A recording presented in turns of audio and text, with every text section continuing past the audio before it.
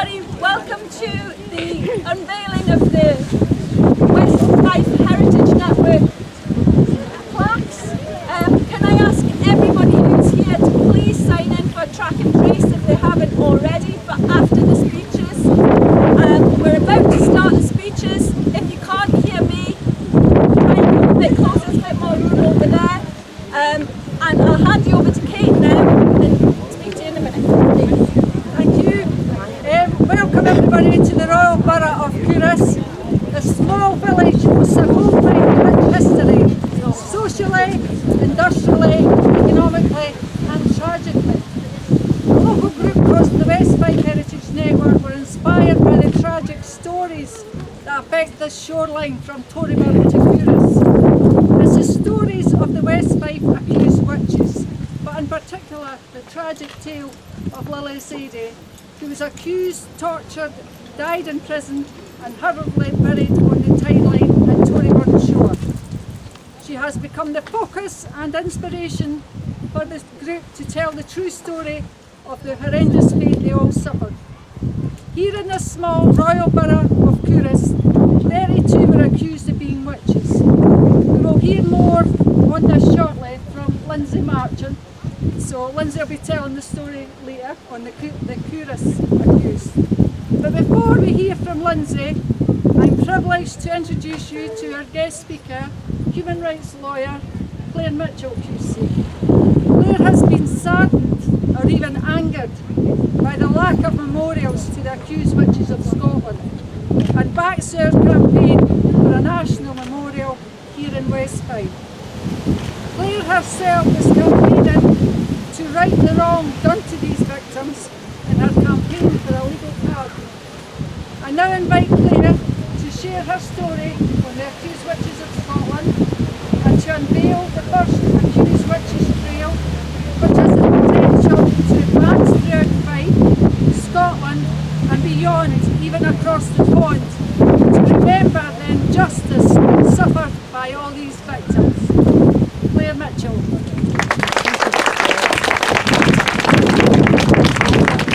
Hello everybody, I am delighted to see so many people here today. It is an amazing tribute to all the women who were accused and died as witches, that so many people hundreds of years later care enough to come out and to be here today.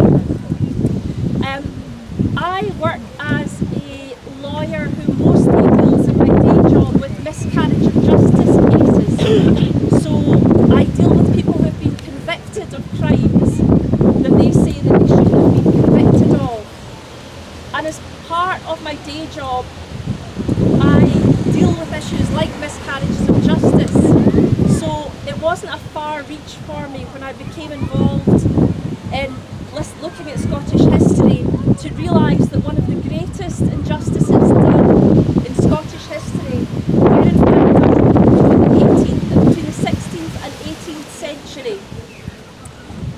What happened during this time as a result of a number of factors, the rise of the local churches, the ability of people to go to court, and the interest of King James in particular in the issue of witches and demonology.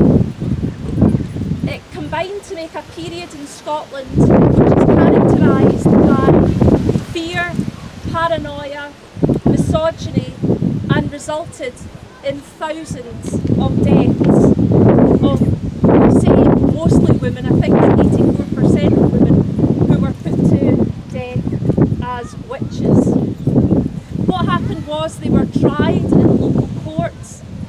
It got so out of hand and so many people were being prosecuted as witches that the authorities became concerned that there were so many witch trials, and so they decided to elect only to make special people able to prosecute witch trials, and that started to reduce the numbers.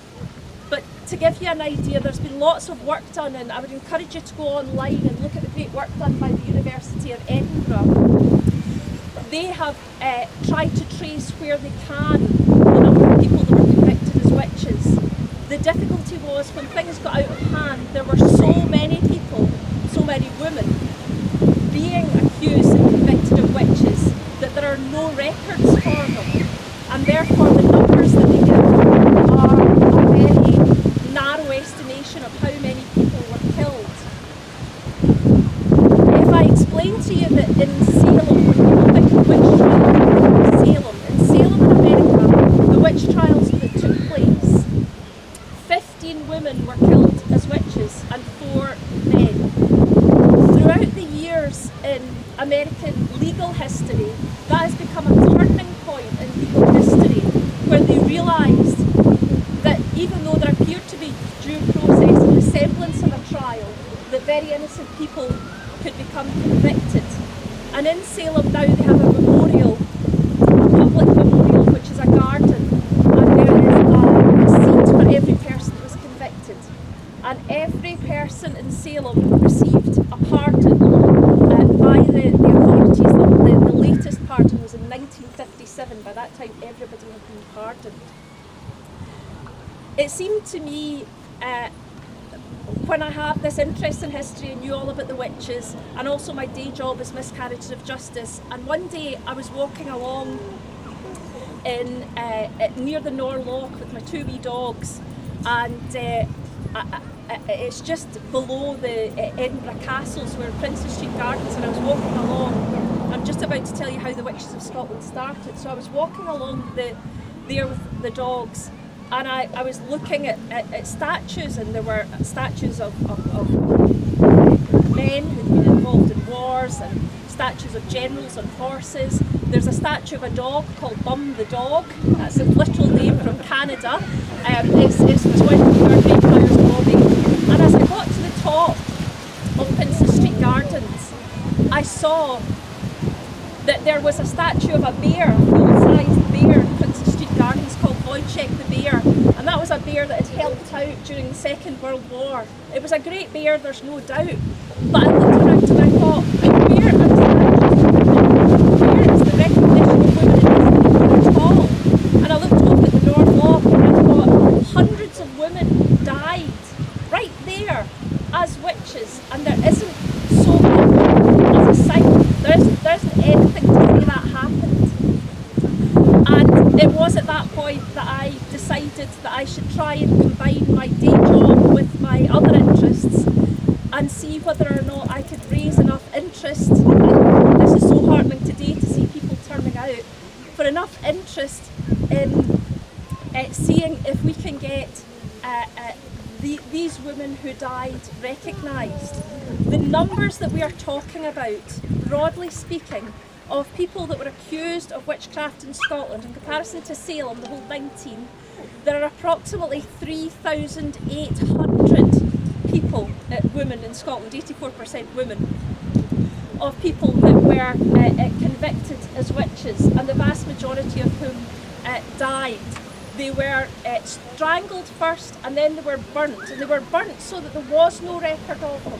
So people didn't have a history of them. And it's so telling that the only person that has a grave is Lillias at Torry Bay. And the reason for that was, although she'd been accused of a witch, she died during the period of time before her trial. She died in the month before her trial, when she was being tortured, kept awake for hour after hour after hour, and asked to confess. She confessed and she said she was a witch, but what she wouldn't do was name anyone else, and that no doubt saved many other people from the same fate. But before she could get to trial, and we'll hear much more about this perhaps from yourself, before she could get to trial, she died in that period. And as a result of that, they didn't know where to bury her, because she hadn't been convicted as a witch, so she still had the presumption of innocence. So they couldn't do away with her in the same way, and therefore that's why we now have a place that we can go to where we say that she was, and that is so powerful when we're able to see that, and that's part of the reason that we're here, right here today at this particular area. So it's sad to say that Fife was one of the particular hotspots for the execution of witches. So what I I want, and what a number of people here, there's I should say, somewhere in the crowd there is Sarah Sheridan. I can't see you, but you're somewhere. Where is she? Sarah. Sarah wrote a brilliant book called Where Are the Women? And I'd read her book, and that was part of my inspiration for this. It's a great book which goes around renaming all the places that are named by men then as places to commemorate women. And that was one of the original thoughts I had. We need that female visibility.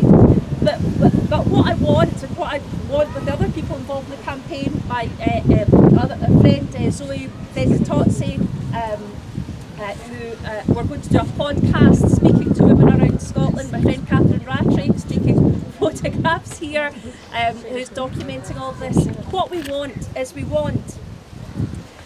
a pardon for those women that were convicted as witches. So a recognition publicly that should never have happened and those people should never have been convicted. But like Lillias, there were so many people who in fact died before they ever got to trial because of torture. So for those people, they can't get a pardon because they were never convicted. We want an apology, a public apology for those people to be made in Parliament. And the third and arguably most important thing is we want a public memorial so that people come to hear and know and understand about our past history. If recent events have taught us anything in relation to the Black Lives Matter campaign, is that statues are important to people, and that people take interest in these things, and it's important, I think, that we have that visibility of what happened.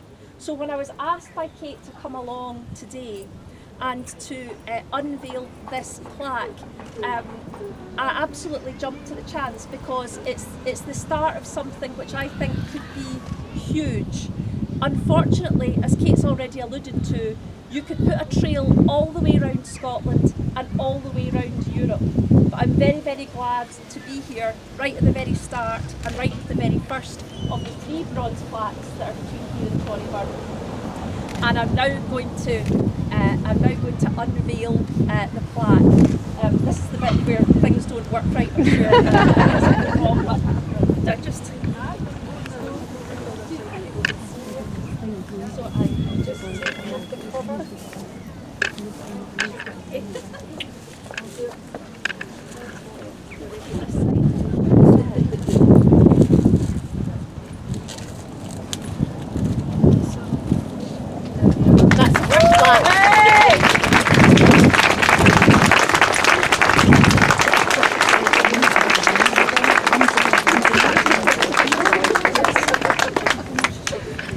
I'm delighted now to introduce Lindsay Marchant, that's going to come and speak to you in some more detail. Here's Lindsay. Lindsay.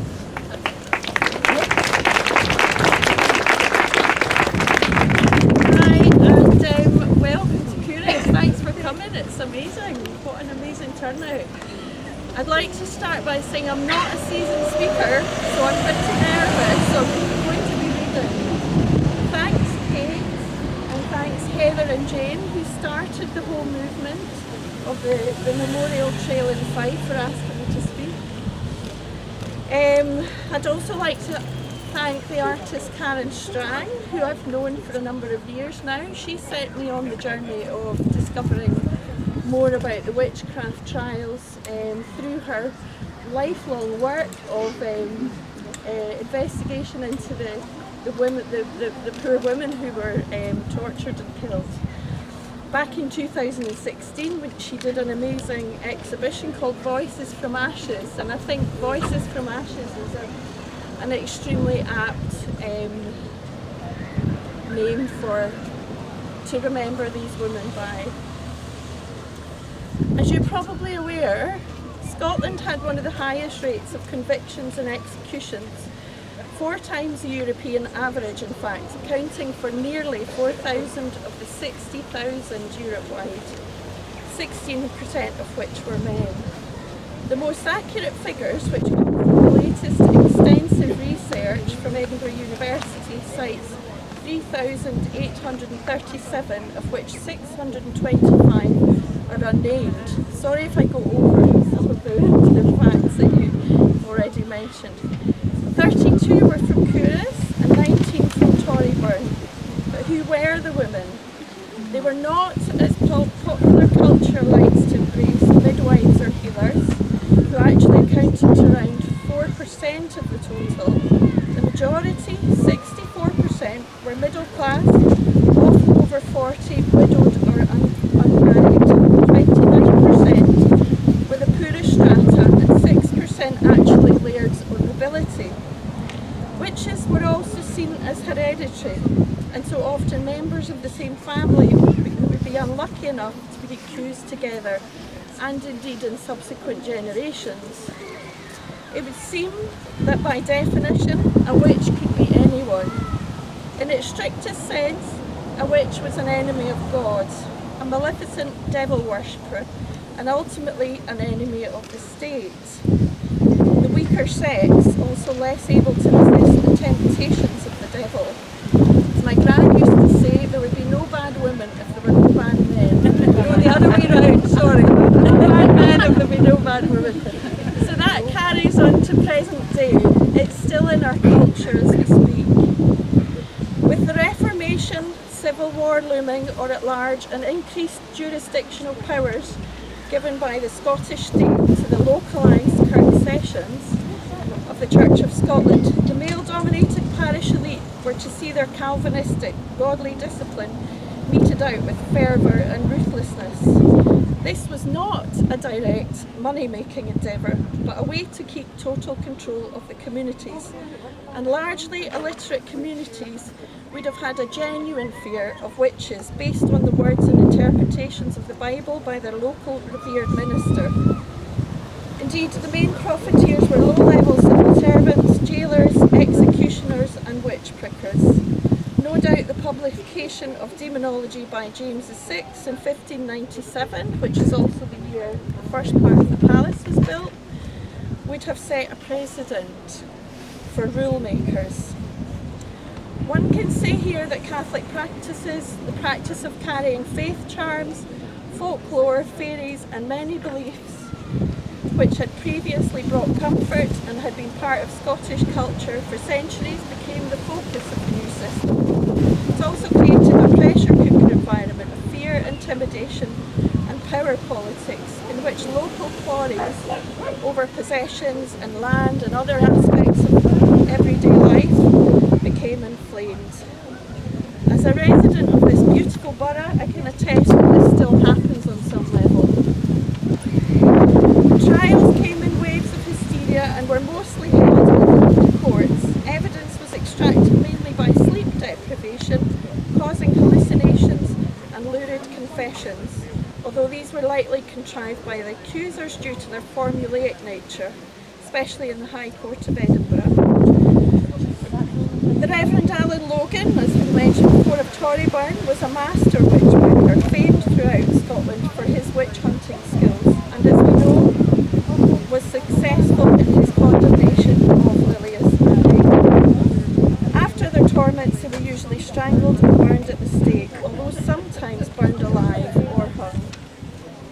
Notably, in the trial of Catherine Sands and her 4 accomplices, Isabel Inglis, Agnes Hendries and Janet Hendries in 1675, the accusations were so formulaic and stereotypical, i.e. carnal copulation with the devil, the attendance at Sabbats held in deserted churches, which was actually the West Kirk up above Culross, giving themselves over from the top of the head to the soles of their feet and receiving the mark of the devil. They apparently all made these confessions, which beggars belief, and we can relate these detailed confessions to the case of Lillias Addie later in proving that there was a certain ticking of boxes. Another notable case, I won't go on too long, I've just got a little bit more. Another notable case that is with a written account was of Helen Elliot in 1684 from Culross, and written by a person of great honesty and sincerity, Alexander Colville. He writes that the poor woman had to be carried to her place of execution in a chair by 4 men as she had broken her legs and belly having been incarcerated in the steeple of Culross, which in this case would have actually been up at the Abbey, as at that time the steeple wasn't on the townhouse. So she had tried to escape and fallen and broken her legs and her body. She had her legs secured in stocks by her jailers, but somehow the devil had managed to release her and throw her from the tower, so her jailers said. More likely is that her jailers were negligent and had to make up a story to protect themselves. Poor terrified Helen, broken and burned.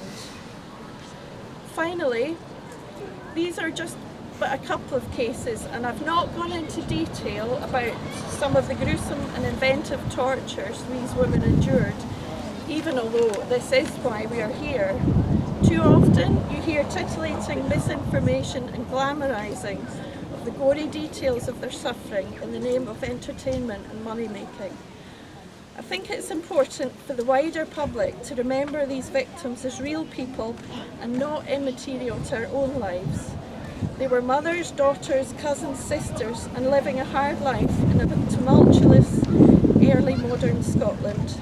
Female inequality and persecution continues around the world to this day, and in some way the recognition of these historical injustices and the victims themselves can shine a light for all women. May the voices from ashes be heard.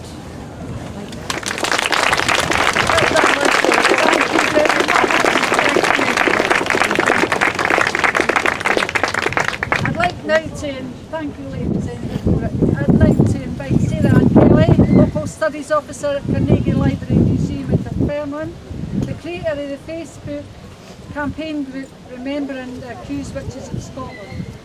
I'd like Sarah to say a few words and close the event, but tell them about the campaign, Sarah, if you would. Thank you. First of all, I have gifts to give to Claire. Thank you very much. We're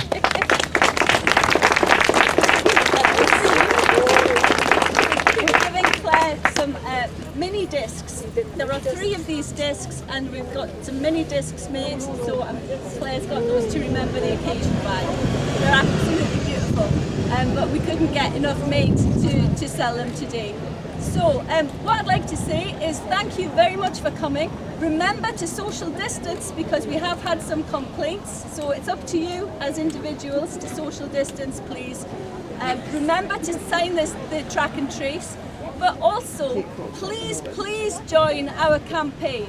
We are absolutely on the verge of making a big thing here.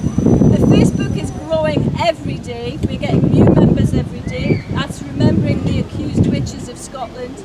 We are becoming a constituted body, and the idea is that this is just the first of these events, and we want to spread them across Scotland and eventually have a national memorial, hopefully somewhere in this district.